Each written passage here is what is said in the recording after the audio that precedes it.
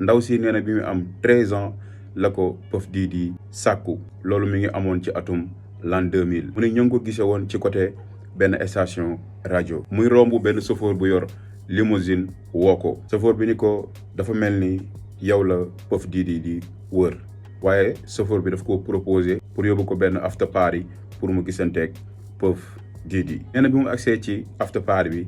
dafa ñëw rek naan benn kaasu sangara après mu sentir ni xamatul fu mu nekk moom ndaw si am 13 ans te wax ni loolu mi ngi nekkoon ci atum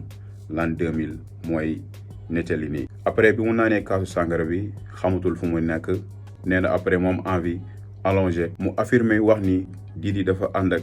ñaar ñu siiw kenn ku góor ak ku jigéen nee na ñu dugg ci benn piège Puff Didi sànni ko kenn ku siiw ku góor ki après tamit mu summi yëre bi moom nee na mu jaxasoo ko ñu nekk ci suuf mu koy sàkku Didi ak keneen ku siiw ku jigéen ki ñuy toog di seetaan ni ko waaji di sàkkoo nee na Didi yamu si bi mu paree ku siiw ku góor ki dem ci keneen ku siiw ku jigéen ki après Didi di ko sàkku ñoom tamit ñu koy seetaan te nee na jamono boobu